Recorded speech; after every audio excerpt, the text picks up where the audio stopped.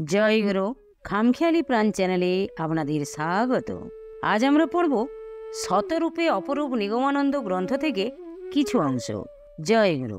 শ্রী শ্রী ঠাকুর আমাকে পত্র দিলেন যে জন্মাষ্টমীর বন্ধে তিনি ভক্তগণ সহ দ্বিজ রামপ্রসাদের প্রতিষ্ঠিত জিনিসপুরের সিদ্ধপীঠ বিখ্যাত কালী মন্দিরে দেখিতে যাইবেন। আমি ইচ্ছা করিলে যাইতে পারি। চিঠি পাইয়া প্রাণ আনন্দে স্পন্দিত হইল। তৎক্ষণাৎ প্রত্যুত্তরে ঠাকুরকে জানাইলাম যে আমিও তাহার সঙ্গে জিনিসপুর যাইব।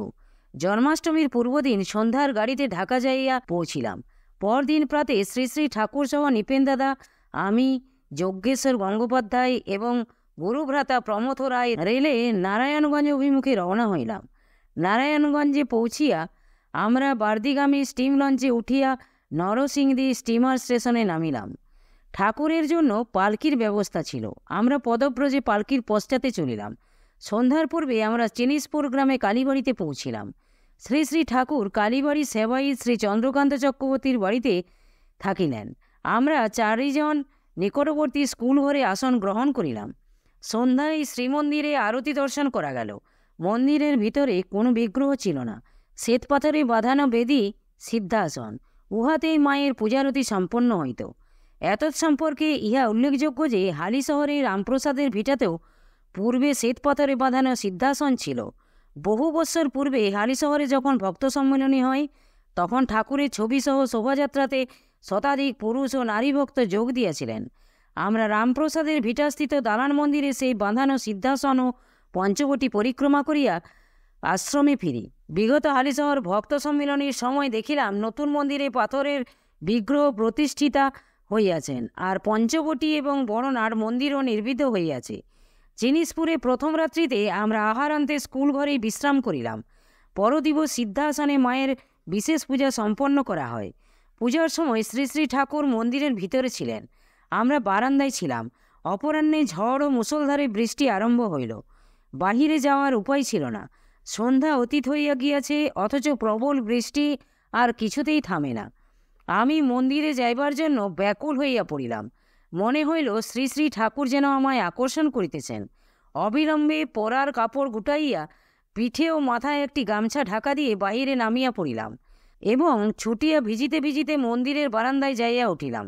দেখিলাম ঠাকুর বারান্দায় রাখা একটি জলচৌকির উপর আসন করিয়া বসিয়া আছেন। আনন্দে যেন ঢলঢল। আমাকে দেখিয়া সানন্দে বলিয়া উঠিলেন, এসেছিস? আমি তোকে আকর্ষণ করেছিলাম। চেয়ে দেখ, আমার কোলে মা বসে আছেন। আমি বলিলাম, মাকে দর্শন করিব? আমার সে শক্তি কোথায়? তবে আপনার কৃপা হইলে নিশ্চয়ই দর্শন পাইব। মা যে আপনার কোলে বসিয়াছেন দেখিতে না পাইলেও একথা আমি বিশ্বাস করি। অতঃপর ঠাকুর আমাকে বলিলেন, তুই শালা তো সন্ন্যাসী হবি। আশ্রম সম্বন্ধে, বর্তমান অবস্থা এবং ভবিষ্যৎ সম্বন্ধেও কিছু কিছু বলিলেন। অতঃপর কালীমাতার সহিত কথাবার্তা আরম্ভ করিলেন। ঠাকুর যাহা বলিলেন তাহা শুনিতে পাইলাম, কিন্তু মা যাহা উত্তর দিলেন তাহা শোনা গেল না। যাহা শুনিলাম তাহাতেই আনন্দে আত্মহারা হইলাম। শ্রী শ্রী ঠাকুর বলিলেন, যাহারা আমাতে আত্মসমর্পণ করিয়াছে তাহাদের সকল ভার তোমাকে নিতে হবে। মা কি বলিলেন শোনা গেল না। অতঃপর ঠাকুর বলিলেন, অত পাকামি করিলে চলিবে না, তোমাকে ভার নিতেই হবে। এই সময় নিপেন দাদা আসিয়া উপস্থিত হইলেন। তিনি যাহা শুনিয়াছিলেন উহা তাহার আর্যদর্পণে লিখিত প্রবন্ধে ছাপা হইয়াছে। অতঃপর বৃষ্টিপাত কম হওয়াতে যজ্ঞেশ্বর ও প্রমথ দাদা সেখানে উপস্থিত হইলেন। ঠাকুর যজ্ঞেশ্বর দাদাকে মায়ের গান গাইতে বলায় তিনি জলদগম্ভীর স্বরে কয়েকটি মায়ের গান শোনাইলেন। ইহার পর ঠাকুর মন্দিরে প্রবেশ করিলেন। কেহ যেন আসিয়া গোলমাল না করে এরূপ লক্ষ্য রাখিবার আদেশ দিয়া যাওয়ায় আমরা প্রায় 2 ঘণ্টা বারান্দায় বসিয়া পাহারা দিলাম।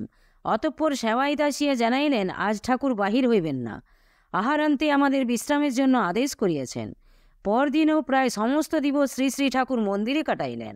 আমরা বারান্দায় বসিয়া স্তব পাঠ করিতে লাগিলাম, যাহাতে কেহ মন্দিরের আশেপাশে গোলমাল না করে সে বিষয়ে আমরা সকলেই অবহিত ছিলাম।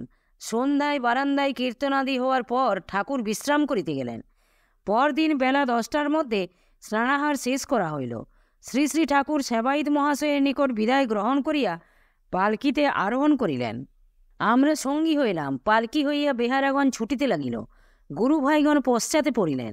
আমার শরীর তখন হালকা ছিল, মনের বলও অসীম ছিল। তাই ঠাকুরকে একা না ফেলিয়া খোলা পালকির দরজা বরাবর থাকিয়া ঠাকুরকে দর্শন করিতে করিতে পালকির সঙ্গে ছুটিয়া চলিলাম। একটি বলিষ্ঠ সুদর্শন কুকুরও পালকির সহিত ছুটিতে লাগিল। মাইল খানেক চলার পর কুকুরটিকে আর দেখা গেল না। হঠাৎ যেন কোথায় অদৃশ্য হইয়া গেল, বুঝিতে পারিলাম না। ধুধু মাঠের মধ্য দিয়া চলিতেছি, বহুদূর পর্যন্ত দেখা যাইতেছে, কিন্তু চারিদিকে তাকাইয়াও কোথাও কুকুরটিকে দেখিতে পাইলাম না। ঠাকুর আমার অন্তরের ভাব বুঝিতে পারিয়া পালকিতে বসা অবস্থাতেই বলিতে লাগিলেন, একটা কুকুর পালকির সঙ্গে ছুটে আসছিল, তুমি দেখেছ?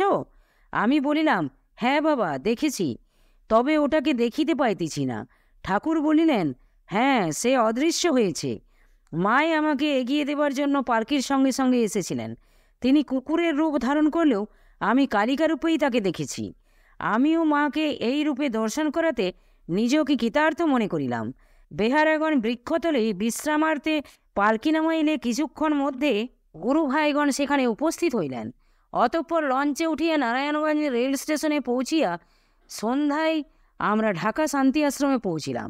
এখানে জিনিসপুর সিদ্ধপীঠের প্রতিষ্ঠাতা সিদ্ধ রামপ্রসাদ সম্বন্ধে কিছু বলা দরকার মনে করি। রাজা রামকৃষ্ণ ও রামপ্রসাদ পাবনা জেলাতে জনৈক গরিব নিষ্ঠাবান ব্রাহ্মণের গৃহে জন্মগ্রহণ করিয়াছিলেন। নাটোরের রানী ভবানী অপুত্রক ছিলেন। রামপ্রসাদকে পোষ্যপুত্ররূপে গ্রহণ করার কথাবার্তা স্থির হওয়ার পর তিনি সেই ব্রাহ্মণের বাড়িতে গমন করত প্রায় সমবয়স্ক দুটি সুদর্শন বালককে দেখিতে পাইলেন। তাহাদের সহিত মা আলাপ করিতেছেন। এমন সময়ই রামকৃষ্ণ নামক বালকটি রানী ভবানীর কোলে উঠিয়া বসিলেন। বালকের ভাব দেখিয়া রানী ভবানী তাহাকে পোষ্যপুত্ররূপে গ্রহণ করিলেন, অথচ পূর্বে রামপ্রসাদকেই গ্রহণ করার কথা স্থির হইয়াছিল। রামকৃষ্ণ তৎকালে নাটোরের মহারাজা রামকৃষ্ণ নামে সুপ্রসিদ্ধ হইয়াছিলেন। মাতৃসাধনায় ব্রতী হইয়া ইনি পরিণত বয়সে সর্বত্যাগী হইয়া বগুড়া জেলাস্থ ভবানীপুর নামক স্থানে বাস করাকালীন সেখানে সিদ্ধি লাভ করেন। পরবর্তীকালে সেই স্থান দর্শনীয় তীর্থরূপে পরিণত হয়। ভারত ভ্রমণকালে আমি সেই সিদ্ধপীঠ দর্শন করি। সেখানে আমাদের গুরুভ্রাতা অতুলানন্দ ব্রহ্মচারীকে দেখিলাম। তিনি সেই সিদ্ধপীঠে জীবনের শেষ পর্যন্ত বাস করিয়াছিলেন। 1318 সালে ইহাকে এবং স্বামী স্বরূপানন্দকে লইয়াই ঠাকুর আসাম মঠে আশ্রম স্থাপনের জায়গা দেখিতে গিয়াছিলেন। মহারাজা রামকৃষ্ণের ভ্রাতা সংসারী হইলেন না।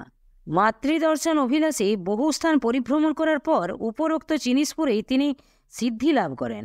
জিনিসপুরের দ্বিজ রামপ্রসাদ প্রসাদী সুরে অনেক মায়ের গান রচনা করিয়া স্বয়ং ভাবাবেশে উহা গাইতেন। তাহার কৃত কতকগুলি গান হালিশহরের মাতৃসিদ্ধ সেন রামপ্রসাদের গানের সহিত মিশিয়া গিয়াছে। হালিশহরের রামপ্রসাদ তাহার গানের শেষে প্রসাদ বলে এরূপ ভণিতা দিতেন, আর জিনিসপুরের রামপ্রসাদ তাহার গানের শেষে দ্বিজ রামপ্রসাদ বলে এরূপ ভণিতা দিতেন। শ্রী শ্রী ঠাকুর জিনিসপুর মন্দিরে সেবাই শ্রী চন্দ্রকান্ত চক্রবর্তীর নিকট হইতে দ্বিজ রামপ্রসাদ রচিত হস্তলিখিত গানের কতক পাণ্ডুলিপি সংগ্রহ করিয়া আনিয়াছিলেন। উহা 1319 সালের আর্যদর্পণে পরপর ধারাবাহিক রূপে প্রকাশিত হইত। আর এই সময়ে উপরোক্ত চন্দ্রকান্তবাবু দ্বিজ রামপ্রসাদ সম্বন্ধে কয়েকটি ধারাবাহিক প্রবন্ধ ঠাকুরকে পাঠাইয়া দেন। উহাও সমসাময়িক আর্যদর্পণে প্রকাশ করা হয়। জিনিসপুর হইতে ফিরিবার কিছুদিন পর আমি এবং ডাক্তার রাজচন্দ্রবাবু ঢাকা শান্তি আশ্রমে গমন করি। পরদিবস ঠাকুর সহ উৎসবানন্দ চলে। এক সময় ঠাকুরের নিকট অন্য কেউ ছিল না, শুধু ডাক্তার দাদা এবং আমি ছিলাম। অন্যান্য কথার পর ঠাকুর আমাদের লক্ষ্য করিয়া বলিলেন, আমার মনে হয় তোরা দুজন আমার দুটি হাত। তোদের মতো দুটি ছেলেকে যদি আমার সহকারী রূপে আশ্রমে পেতাম তবে জগতে আমি অসাধ্য সাধন করতে পারতাম। শুনিয়া আমরা মৌখিক কিছু না বলিলেও মনে মনে উভয়েই শ্রী শ্রী ঠাকুরের চরণতলে চিরদিনের জন্য আত্মসমর্পণ করার সংকল্প গ্রহণ করিয়াছিলাম। বিশেষত জিনিসপুরে মন্দিরের বারান্দায় অর্ধবাহ্যদশায় শ্রী শ্রী ঠাকুর আমাকে উপলক্ষ করিয়া যে ভবিষ্যৎবাণী উচ্চারণ করিয়াছিলেন, সেই শুভ মুহূর্তেই আমার অন্তরের অন্তঃস্থলে সন্ন্যাসের মহান বীজ উপ্ত হইয়াছিল। আমার জীবনের পরবর্তী সমস্ত কার্যই গৃহত্যাগের প্রস্তুতি রূপে সম্পন্ন হইয়াছিল। 1316 সনের আশ্বিন মাসে ঠাকুর নৃপেন দাদার স্বগ্রাম মহাদেবপুরে মাসাধিককাল অবস্থান করেন। এই গ্রাম নিবাসী শ্রী অতুল চক্রবর্তী পূর্ব হইতে তান্ত্রিক দীক্ষা গ্রহণ করিয়া সাধনায় ব্যাপৃত ছিলেন। ঠাকুরকে দর্শন করা মাত্র তিনি অভিভূত হইয়া মনে মনে আত্মসমর্পণ করত ভাবিতে লাগিলেন, এতদিন পরে আমি প্রকৃত তান্ত্রিক গুরুর দর্শন লাভ করিলাম। তিনি দীক্ষাপ্রার্থী হইলে ঠাকুর তাহাকে তান্ত্রিক সাধনার উপযুক্ত অধিকারী বিবেচনা করিয়া তান্ত্রিক মতে অভিষিক্ত করেন ও নাম দেন অতুলানন্দ। ওই বৎসর শিবরাত্রি উপলক্ষে ঠাকুর পুনরায় মহাদেবপুরে গমন করেন এবং অতুলানন্দ দ্বারা মহামৃত্যুঞ্জয় শিবের পূজা সম্পন্ন করান। সেই সময় মহাদেবের ত্রিশূলের অগ্রভাগে একটি উজ্জ্বল জ্যোতি প্রকাশ পায়। গ্রামবাসী বহু লোক এই জ্যোতি দর্শন করিয়া বিস্মিত হইয়াছিলেন। এই মহামৃত্যুঞ্জয় শিব এবং পঞ্চমন্ডির আসন কয়েক বছর পূর্বে অতুল দাদা মহাদেবপুরের পঞ্চবটিতে প্রতিষ্ঠা করিয়াছিলেন। অতঃপর অতুলানন্দ নিকটবর্তী জঙ্গলে অবস্থিত বনদুর্গামাতার পূজা ঠাকুরের উপস্থিতিতে সম্পন্ন করেন। 1318 সালের ভাদ্র মাসে একবার অতুলানন্দ দাদা ঢাকা আশ্রমে আসেন। সেই সময় তাহার সহিত আলাপ করিয়া মুগ্ধ হই। তখন তিনি শালুর রক্তবস্ত্র পরিধান করিতেন এবং গলায় বাহুতে প্রয়োজনীয় মালাদি ধারণ করিয়াছিলেন। আর একটি নরকঙ্কালের মাথার পিছন দিকের কাটা অংশে আহারাদি করিতেন। ওই খুনিটি শ্বেতপাথরের মতো শুভ্র ও মসৃণ ছিল। কিছুকাল পরে শুনিলাম তিনি মানস সরোবরের নিকটে এক সিদ্ধাশ্রমে আছেন। পরবর্তীকালে ঠাকুর তাহার সম্বন্ধে বলেন যে অতুলানন্দ বর্তমানে খুব ভালো অবস্থায় আছে। সে অতুল আনন্দের জ্যোতির্ময় লোকে প্রবেশ করে বিশ্ব রহস্যের স্তরের পর স্তর ভেদ করে অগ্রসর হচ্ছে। আশ্বিন মাসে আমরা সস্ত্রীক ঢাকা আশ্রমে যাই। তখন শ্রী শ্রী ঠাকুর আমার অনুপস্থিতকালে আমার স্ত্রীকে বলেন, আমি যোগেনকে সন্ন্যাসী করিতে চাই, এ বিষয়ে তোমার মত কি? আমার স্ত্রী বলেন, তিনি আপনার জিনিস, আপনি তাহাকে লইয়া যাহা ইচ্ছা তাহাই করিতে পারেন, ইহাতে আমার কোনো আপত্তি নাই। ঠাকুর শুনিয়া খুব খুশি হইলেন। 6 মাস পর আমি আসাম শান্তি আশ্রমে চলিয়া যাওয়ার পরে ঠাকুর তাহাকে এই অনুমতিদানের বিশেষ উল্লেখ করিয়া উপদেশমূলক অনেক কথা লিখিয়াছিলেন। উহা ঠাকুরের চিঠি নামক পুস্তকে প্রথম খণ্ডে 35 নম্বর পত্রে যথাযথ উল্লেখ হইয়াছে। শারদীয়া পূজার বন্ধে আমি সস্ত্রীক দেশের বাড়িতে গমন করিলাম। সেখানকার চণ্ডীমণ্ডপে পিতৃদেব 16 বছর বয়সে দুর্গাপূজা আরম্ভ করেন এবং 60 বছরে 120টি মহিষ বলিদান পূর্ণ করত 76 বছর বয়সে 1299 সনের কার্তিক মাসে দেহত্যাগ করেন। তৎপর কয়েক বর্ষ ক্ষুণ্ণতাত মহাশয় এবং পরে আমি এবং খুড়তো ভাই একত্রে 20 বৎসরকার মায়ের পূজা করি। আমার পক্ষে 1318 সনের পূজায় শেষ পূজা। এবারও জোড়া মহিষ বলি দেওয়া হয়। অতঃপর বিজয়া দশমীর পরদিন প্রাতে প্রকাশ করিলাম যে আমি বেলা 10টার সময় ময়মনসিংহ যাত্রা করিব। মাতৃদেবী সহ আত্মীয় স্বজন সকলেই নিষেধ করিলেন, কিন্তু কাহারও বাধা গ্রাহ্য করিলাম না। কিছু খাবার খাইয়া পদব্রজে ময়মনসিংহ রওনা হইলাম, কারণ ইতপূর্বে আমার ঘোড়া বিক্রয় করিয়া দিয়াছিলাম। পথিমধ্যে কবে তৃষিত এ মরু ছাড়িয়ে যাইব তোমার রসালনন্দনে ভাবাবেশে সাধক কবি রজনী সেনের এই গান গাইতে গাইতে অগ্রসর হইলাম। এখানে একটি বিষয় উল্লেখ করা প্রয়োজন মনে করি। 1317 সনের আষাঢ় মাসে দীক্ষা লইবার পর আমি এবং আমার স্ত্রী উভয়ে প্রতিজ্ঞাবদ্ধ হই যে আমরা পূর্ণ ব্রহ্মচর্য পালন করিব, পৃথক শয্যায় শয়ন এবং সাত্ত্বিক ভাবাপন্ন হইয়া নিরামিষ ভোজন করিব। গৃহত্যাগের পূর্ব পর্যন্ত আমরা এই প্রতিজ্ঞা পূর্ণরূপে পালন করিয়াছিলাম। এবারও পূজাতে মাছ মাংসের ছড়াছড়ি, কিন্তু আমরা উভয়ে নিরামিষ ভোজী ছিলাম এবং বাড়িতেও কম্বল শয্যায় শয়ন করিতাম। এজন্য মাতৃদেবীর দুঃখের সীমা ছিল না, তিনি প্রায়ই কাঁদিতেন। জয় গুরু, জয় গুরু। আজ এই পর্যন্তই। যদি আপনাদের ভালো লেগে থাকে তাহলে চ্যানেলটিকে সাবস্ক্রাইব করে সাথে থাকবেন। জয় গুরু, জয় গুরু।